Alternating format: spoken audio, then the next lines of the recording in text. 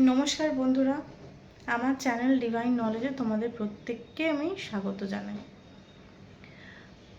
অনেকগুলো বিষয় নিয়েই আজকে ভিডিওটা বানাচ্ছি এবং বিষয়গুলো সম্পর্কে তোমরা বিশেষ করে কতটা কিভাবে বুঝতে পারবে আমি ঠিক জানি না, কিন্তু আমি এটা বলবো যে যাদের জন্য প্রযোজ্য, যাদের প্রয়োজন ঈশ্বর তাদের কাছে এই ভিডিওটা পাঠাবেন এবং আশা করছি ভিডিওটা তোমাদের কাজে লাগবে। প্রথম কথা হচ্ছে যে ট্যারো কার্ড রিডিং আমি আজকে করব না। আজকে আমি যেহেতু আমি ল অফ অ্যাট্রাকশন শেখাই এবং বিভিন্নভাবে লাইফে কিভাবে তোমরা পজিটিভ চিন্তার মাধ্যমে তোমাদের ফাইন্যান্সকে উন্নত করবে, তোমাদের লাইফে বিভিন্ন সমস্যা যে আসে সেগুলোর সাথে তোমরা কিভাবে কোপ আপ করবে, লড়াই একদম না, কোপ আপ করবে এবং সেগুলোর মধ্যে থেকে কী করে একটা সুন্দর লাইফ লেসন্সকে বুঝবে সেগুলোর ওপরে কিন্তু ক্লাসেস আমি করাই। এবং আজকে তোমাদের যে বিষয়ে কথা বলবো সেটা হচ্ছে মানসিকভাবে যখন তুমি কোনো সমস্যায় ভুগছো, ধরো তোমার একটা ব্রেকআপ হয়েছে বা ডিভোর্স হচ্ছে বা তোমার চাকরি চলে যাচ্ছে, এমন একটা প্রিয় জিনিস যেটার সাথে তুমি খুব অভ্যস্ত ছিলে, সেই অভ্যাসটা হঠাৎ করেই যেন ঈশ্বর তোমার থেকে কেড়ে নিলেন এটা তোমরা মনে করো এবং হঠাৎ করেই তোমাদের মধ্যে এটা মনে হয় যে ভগবান আমার সাথে এটা কেন করলো, অন্যরা তো ভালো আছে বা আমার সাথে এরকম কেন হচ্ছে। বিভিন্ন বিষয়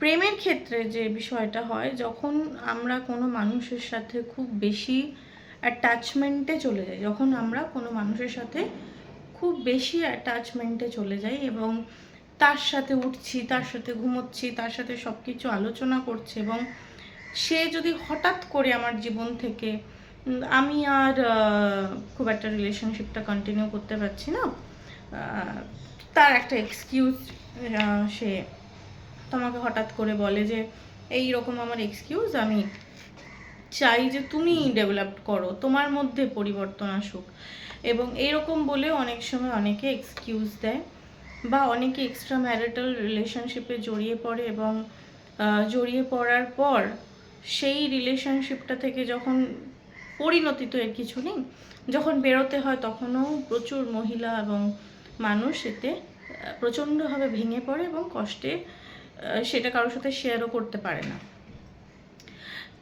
এইরকম অবস্থায় ভিডিওটা বড় হতে চলেছে, আমি জানি না, কোনো দিনই এটা মানি পারপাস ভিডিও আমি কখনো বানাই না, তো এই আমি স্টেপ বাই স্টেপ বলবো। যাদের খুব তাড়াহুড়ো আছে বা মনে হচ্ছে যে ভিডিওটা তাদের জন্য নয়, তারা অবশ্যই স্কিপ করে চলে যেতে পারো। প্রথম কথা হচ্ছে, যখন আমরা কোনো মানুষের সাথে খুব মেন্টাল অ্যাটাচমেন্টে থাকি এবং তার সাথে আমাদের একটা অভ্যাস হয়ে যায়, যেমন আজকে আমি ঘুমোচ্ছিলাম, ঘুমিয়ে ঘুমিয়ে মনে হচ্ছে আমি আমার চশমাটা পরে আছি, তখন আমি বুঝতে পারলাম যে অনেকক্ষণ ধরে যেহেতু আমি চশমা পরে থাকি, তাই ঘুমানোর সময় ওই ফিলটা হচ্ছে যে আমি চশমাটা পরে রয়েছি। এবার ধরো তুমি একটা অভ্যাস করেছো এবং সেই অভ্যাস আমরা কি করি, আমরা হ্যাবিট তৈরি করি এবং সেই হ্যাবিটটা যখন আমাদের ছাড়তে হয় তখন আমাদের কষ্ট হয়, তাই তো? এটা একটা অভ্যাস। তো যখন তুমি কোনো মানুষকে প্রচণ্ড ভালোবাসছো, তার সঙ্গে সময় কাটাচ্ছো এবং সে হঠাৎ করে তোমার জীবন থেকে গুড বাই বলতে চায় বা হারিয়ে যেতে চায়, তখন আমরা সেই অভ্যাসটা ছাড়তে পারি না বা সেই ভালোবাসার ফিলিংটা ছাড়তে পারি না। অনেক সময় টক্সিসিটি এসে গেলেও ছাড়তে পারি না। আমরা বুঝতে পারছি যে এটা টক্সিক হয়ে গেছে, এটা থেকে আমাদের বেরোতে হবে, তখনও আমরা ছাড়তে পারি না। এই কারণে আমরা প্রচণ্ডভাবে মানসিক একটা আঘাতে ভুগি এবং আমরা তখন বুঝতে পারি না যে আমরা কী করবো, দম বন্ধ লাগে, কান্নাকাটি করতে ইচ্ছে করে, মনে হয় যেন আমার কথা কেউ বুঝছে না, আমাকে আসছে সবাই জ্ঞান দিচ্ছে চলে যাচ্ছে, এরকম একটা অবস্থা, সিচুয়েশন ক্রিয়েট হয়ে যায়। তাহলে সেই মুহূর্তে আমরা কি করব? সেই মুহূর্তে যেটা করব, প্রথম যেটা স্টেপ, সেই স্টেপটা হচ্ছে ফার্স্ট কোয়েশ্চেন করা বন্ধ করব। প্রথমেই যেটা মেয়েরা ভুল করে বা ছেলেরা ভুল করে, যে ও আমার সাথে এটা কেন করলো, ওকে আমাকে উত্তর দিতে হবে। ফার্স্ট স্টেপ, ও আমার সাথে এটা কেন করলো, ওকে আমাকে উত্তর দিতে হবে, ওকে অ্যাটলিস্ট আমাকে এটা তো বলতে হবে আমার সাথে এটা করলো কেন। একটা লাস্ট ডিসকাশন তো দরকার, একটা লাস্ট বাই বলা তো দরকার, একটা লাস্ট কিছু একটা কনক্লুশন হওয়া তো দরকার যে এটা হলো কেন, এটাও করলো কেন। এটা কখনো করবে না, এটার কোনো প্রয়োজন নেই। মনে রাখবে যখন কোনো মানুষ ঠিক করে যে তোমার সাথে থাকবে না, তখন তার সাথে লাস্ট বলো, ফার্স্ট বলো, মিডল বলো, যখনই তুমি কোনো কথা বলো, তার কোনো রকমই রেজাল্ট নেই।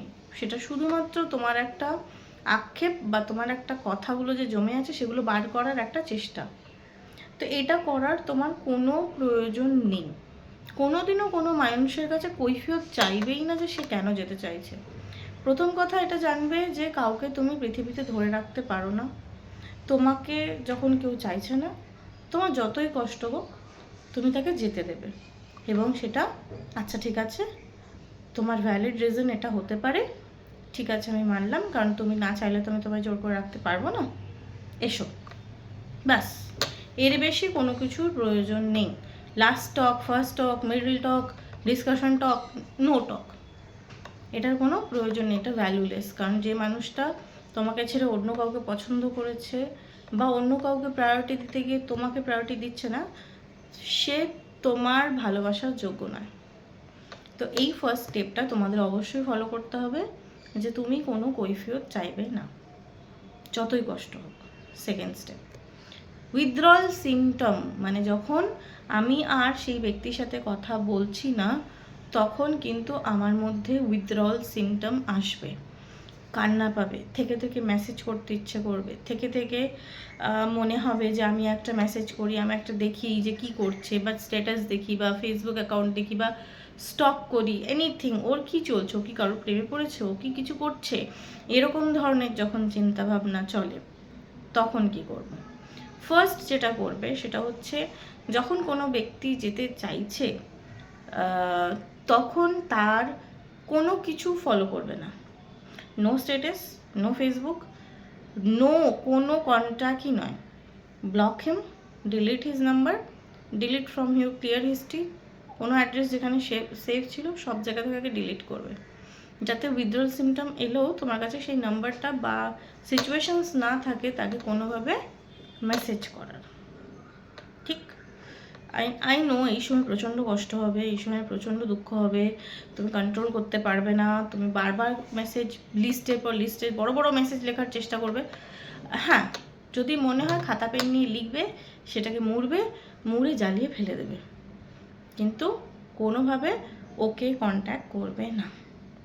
থার্ড, যে এত কষ্ট হচ্ছে আমি সামলাবো কী করে, আমি সেলফ হার্ম করব, নিজেকে হার্ম করব, এরকম কোনো সিচুয়েশান কি আমি করতে পারি? এক্সট্রিম যেটা যদি মনে হয় যে আমি নিজের হাত কাটছি, গলা কাটছি, হ্যান করছি, ত্যান করছি, এরকম ধরনের কিছু কিন্তু করে কোনো লাভ নেই। ফার্স্ট অফ অল এটা বুঝতে হবে যে ঈশ্বর যে তোমায় জীবন দিয়েছেন, তুমি যখন এসছো তুমি একা এসছো, তুমি যখন যাবে একা যাবে, তোমার বাবা মা ভাই বোন বর সন্তান কেউ তোমার সঙ্গে যাবে না। সুতরাং লড়াইটা তোমার একারই। তুমি এসছো তোমার আত্মার উন্নতির জন্য, তুমি কিছু শিখতে এসছো, এখানে এসছো কিছু মানুষের সাথে তুমি কিছু সময় কাটাবে, তারপর তুমি তাদেরকে ছেড়েও চলে যাবে। সুতরাং ডিট্যাচমেন্ট ওয়েতে যখন ভালোভাবে থাকা অভ্যাস করবে, তখনই তুমি জীবনের আসল ভালোবাসাকে উপলব্ধি করতে পারবে। আমিও করেছি এরকম নয় যে আমি করিনি, তোমাকে বসে এখানে শুধু জ্ঞান দিচ্ছি, সেটা নয়। ভালোবাসাকে তুমি উপলব্ধি করবে কি করে? বিশ্বাস করবে না, এই যে লেসেন্সগুলো যতক্ষণ না আমাদের জীবনে আসে ততক্ষণ কিন্তু আমরা গ্রো করি না। আর বেশিরভাগ লেসেন্সই আমাদের কিন্তু এই রিলেশনশিপের দিক থেকেই আসে। যে কোনো লেসেন্স বেশিরভাগ আমাদের ফ্যামিলি, পার্টনার, লাভ, বিবাহিত সম্পর্ক, এগুলোর মধ্যে থেকে বেশিরভাগ লেসেন্স আমাদের জীবনে আসে। ওই জন্য দেখবে অনেক বউ ভালো তার বর ভালো না, আবার অনেক বর ভালো তার বউ ভালো না, কেউ কেউ আবার খুব বাইরের কোনো মানুষের সঙ্গে প্রেমে পড়ে যায় এবং তাদের সাথে প্রচণ্ডভাবে কমিটেড থাকে। এমন নয় যে আমি এক্সট্রা ম্যারিটালে আছে বলে আমি কমিটেড নেই, প্রচণ্ডভাবে কমিটেড থাকে, কিন্তু সেই মানুষটাও তাকে ঠকায়। তো বিভিন্ন রকম সিচুয়েশনে মানুষ যে মানসিক ডিল করছে, সেই জায়গাটা তার সমস্যাটা একমাত্র সেই জানে। তাকে আমরা কেউ জাজ করতে পারি না। ওই জন্য কমেন্ট সেকশানে প্লিজ কেউ জাজমেন্টাল কমেন্ট লিখবেন না। এখানে বিভিন্ন ধরনের মানুষ আছে, বিভিন্ন ধরনের সিচুয়েশনস আছে। ভালোবাসাকে দেখুন, আসলে আমরা কি চাইছি, প্রত্যেকে কিন্তু যে কোনো ডেটিং অ্যাপে যান, যে কোনো ফেসবুকে যান, ঘুরতে যান, বেড়াতে যান, ট্রেনে যান, বাসে যান, সেই একটা ইনফ্যাচুয়েশনের নজরে দেখা বা একটা মানুষকে দেখে ভালো লাগা, সেগুলো কিন্তু খুবই একটা সুন্দর অনুভূতি। মানে আপনি হয়তো তার সাথে প্রেমও করবেন না, কথাও বলবেন না, কিন্তু ওই যে তাকে এক ঝলক দেখছেন, দেখে ভালো লাগছে, সেটা আপনার কি মনে হয় সেটা কি? সেটা কিন্তু একটা রিলেশনশিপে থাকলেও আমরা দেখি বা কেউ আমাদের দেখে, এরকম হয়ে থাকে। সেটা কেন হয়? আমরা প্রত্যেকেই ভালোবাসতে চাই। ভালোবাসাটা কি সেটা বুঝতে হবে। ভালোবাসাটা হচ্ছে একটা ঐশ্বরিক উপহার।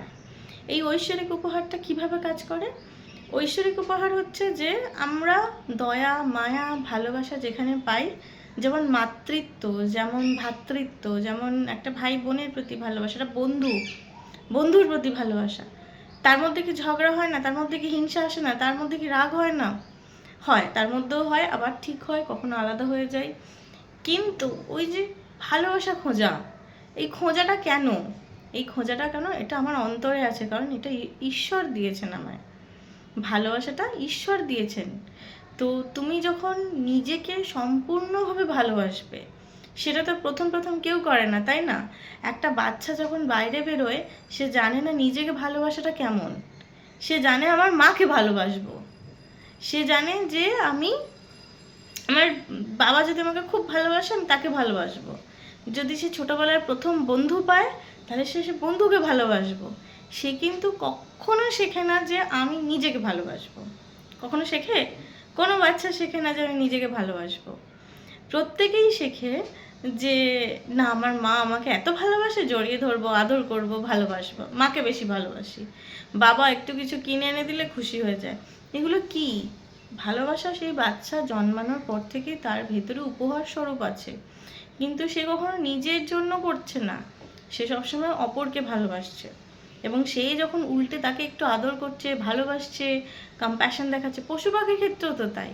আপনি যখন কোনো পশুর মাথায় হাত বুলিয়ে দেন, গায়ে হাত বুলিয়ে দেন, তারা আপনার পেছনে ঘোরে। তাহলে কি পৃথিবীতে এটা কেন হচ্ছে? পৃথিবীতে হচ্ছে কারণ আমরা একে অপরকে সবসময় ভালোবাসা দিতে চাইছি এবং নিতে চাইছি, দেওয়া নেওয়া। এবার ধরুন যে এই যে ভালোবাসাটাকে আমরা বারবার অপরের জন্য দিচ্ছি এবং তার পরিবর্তে চাইছি সেও বাসুক।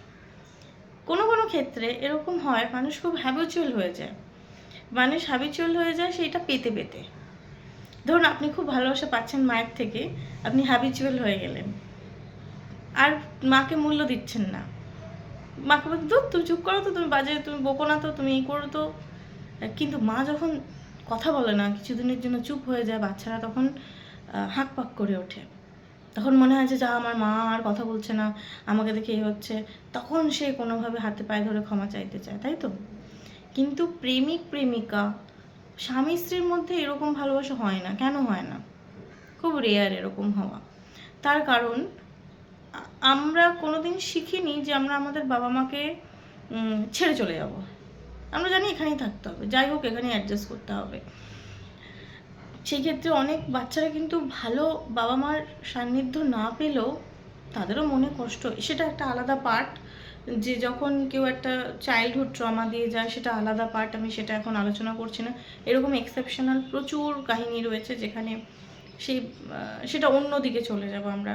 এক্সেপশনাল সবসময় আছে, কারণ যখন কেউ জন্মায় সে তার কর্মা, সে তার বিভিন্ন পরিবেশ পরিস্থিতি নিয়ে জন্মায়, সেটা আলাদা। আমি এই জন্য একটা ছোট ভিডিও বানাতে পারি না, এই কারণে, কারণ এক্সপ্লেনেশনটা অনেক করতে হয়। তাই কারণে বলছি যে ভালোবাসাকে বুঝুন। ভালোবাসা হচ্ছে আপনার অন্তরের একটা স্বতঃস্ফূর্ত ভাবনা, যেটা ঈশ্বর আপনাকে দিয়েছে। এবার সেটা কাউকে দেখলে বেশি করে বেরিয়ে আসে, কারণ সেটাও লজিক আছে। কিন্তু আমরা কোনো ছেলেকে দেখে অ্যাট্রাক্ট কেন হই? তার ফিজিক আবার ফিজিক সবার সুন্দর হলেও অনেকে অ্যাট্রাক্ট হয় না, কারণ তার নিজস্ব কিছু চিন্তা বা চাহিদা আছে।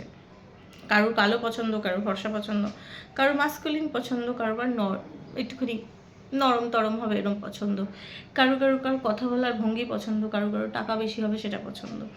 সেই পছন্দ বেসিসে যখন আমার লজিক বলে আচ্ছা এই ব্যক্তি কিন্তু সুটেবল লাগছে, তখন আপনার মধ্যে সেই ডোপামিন একটা ইনক্রিজ হয় এবং তখন আপনি তার প্রতি ইন্টারেস্টেড হতে আরম্ভ করেন। ঠিক আছে, এবার অনেক ক্ষেত্রে এটা হয় যে প্রথম ভালো লাগে না, কিন্তু তার সাথে মিশতে মিশতে একটা ভালো সম্পর্কে আমরা যাই। কিন্তু ঈশ্বরের এই খেলা যে কোনো জিনিস স্ট্যাগনেন্টভাবে আপনাকে আটকে রাখবে না, সে আপনাকে বারবার কোনো না কোনো দিক থেকে একটা শিক্ষামূলক জিনিস দেবার জন্য একটা আঘাত দেবে। আপনাকে সেটা বুঝতে হবে, সেই শিক্ষামূলক জিনিসটার থেকে আপনার যেটা বোঝার, কি বোঝালো ভগবান আমাকে এই লেসেন্সটার মধ্যে দিয়ে, সেটুকুনি নিতে হবে। বাকিটা আপনাকে ছাড়তে শিখতে হবে। কষ্ট হোক, কষ্টর থেকে পালালে হবে না। মানুষ স্বাভাবিক বৃত্তি হচ্ছে শান্তি, অহিংসা নয় শান্তি, কাঁদা কষ্ট পাওয়া নয় আনন্দ, স্বাভাবিক বৃত্তি বেসিক যেটা। এবার আপনি কতদিন কাঁদবেন? কেউ মারা গেলে মানুষ কতদিন কাঁদে? 4 দিন, 5 দিন, 1 মাস, 2 মাস, 3 মাস, তারপর আর কাঁদে না, কাঁদতে পারে না, কারণ সে আনন্দকে খোঁজে, সে তখন তার থেকে বেরোতে চেষ্টা করে, কারণ তার স্বাভাবিক বৃত্তি ওটা। তাই আপনিও বেশি দিন কষ্ট পেতে পারেন না। আপনারও জীবনে আর একটা কেউ আসবে, ঐশ্বরিয়া আসবে, সালমান আসবে, বা অন্য কেউ আসবে। তো এটা ঠিক যে মানুষ বারবার প্রেমে পড়ে। কেন পড়ে? ওই যে আপনার ভিতরে ভালোবাসাটা রয়েছে বলে পড়েন। আপনি হয়তো একটা মানুষকে দেখলেন, আপনার খুব সুইট লাগলো, ভালো লাগলো। অনেক সময় কোনো মেয়েকে, সে হয়তো রাস্তাঘাটে যাচ্ছে, আমি মেয়ে দেখলে খুব সুন্দর লাগছে, মনের ভেতর থেকে বাহ খুব মিষ্টি লাগছে, বেরোয় তো। তো এগুলো একটা আমাদের স্বতঃস্ফূর্ত ভালোবাসা, যেটা ঈশ্বর আমাদের দিয়েছেন। আমাদের সেই ভালোবাসাকে এনকারেজ করতে হবে নিজেদেরকে, যে আমি কত সুন্দর আমি সেটা দেখব। আমরা বেশিরভাগ কি করি, যে শাড়ি পরলাম, গয়না পরলাম, বাইরের লোকে কি আমাকে দেখছে, বাইরের লোকে কি বলছে আমাকে সুন্দর লাগছে, কি গো দেখো না আমি ভালো লাগছি দেখতে, তাই তো? এরকম করেন তো?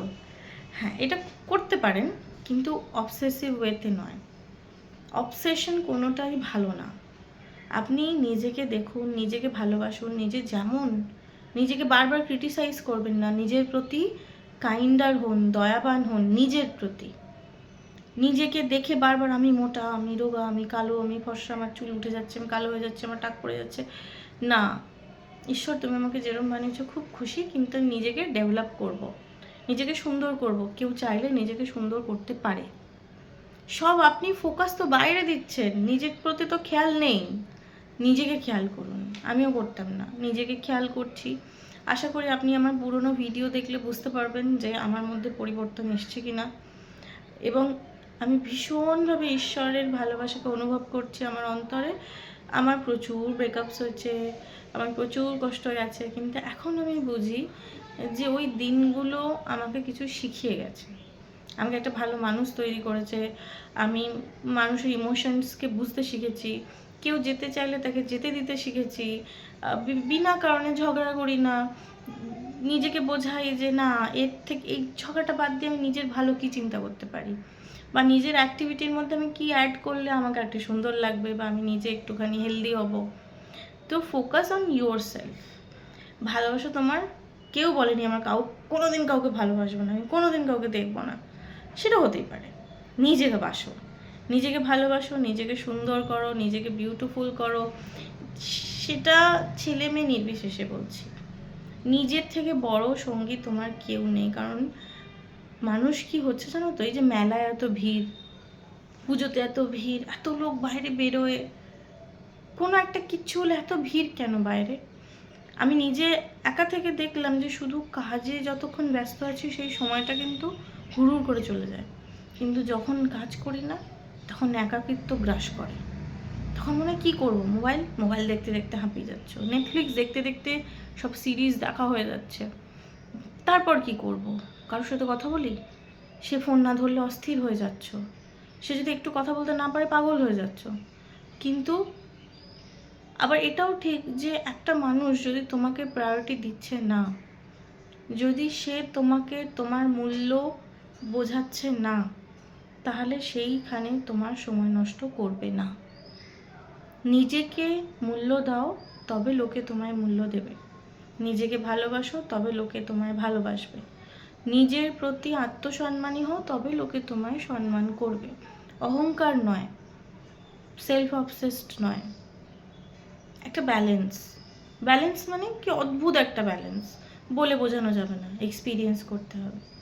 আমি জানি আমার কথাগুলো অনেকের মনে হবে যে খুব জ্ঞান দিল দিদি বসে বসে, কিন্তু বিশ্বাস করো, নিজেকে যখন ধীরে ধীরে অল্প অল্প করে চেনা শুরু করবে এবং প্রকৃতির মধ্যে যতটা সময় কাটাবে, ছাদে হাঁটবে, প্রকৃতির সাথে সময় কাটাবে, ঈশ্বরের সাথে কথা বলবে, ভগবানের এই হাওয়া, এই বাতাস, এই ঈশ্বরের কোনো একটা মুখ দেখে তার সাথে কথা বলা, পাখি দেখা, প্রকৃতি দেখা, তার মধ্যে দিয়ে মাদার আর্থের ভালোবাসাকে অনুভব করা, ভালোবাসা নিজের হৃদয় চক্রে হাত দিয়ে অনুভব করা, ইউনিভার্সের তরঙ্গকে অনুভব করা, তখন তুমি বুঝবে যে ভালোবাসা কী। এই ভালোবাসা না কোনো মানুষের ওপর ডিপেন্ড করে না, এটা তোমার মধ্যে আছে। You are the beautiful loving person, যে ওই পারসনটাকে ভালোবাসা দিচ্ছ বলে সে সেই ভালোবাসার যোগ্যতায় আসছে। ওই জন্য নিজের জন্য যোগ্য ব্যক্তি না পেলে নিজেকে ভালোবাসো, একা থাকো তাও ভালো, অযোগ্য ব্যক্তির কাছে নিজেকে সমর্পণ করবে না। Thank you. আশা করি আজকে শুধু যদিও ব্রেকআপের উপরে কথা হলো, তো এইটা যাদের জন্য কাজে লাগবে, খুবই ভালো থাকো, তারা চেষ্টা করো। আর আমার কোনো কথায় তোমাদের যদি কোনো খারাপ লেগে থাকে, আমি তোমাদের কাছে ক্ষমা চাইছি। আর খুব ভালো থাকো তোমরা। Thank you.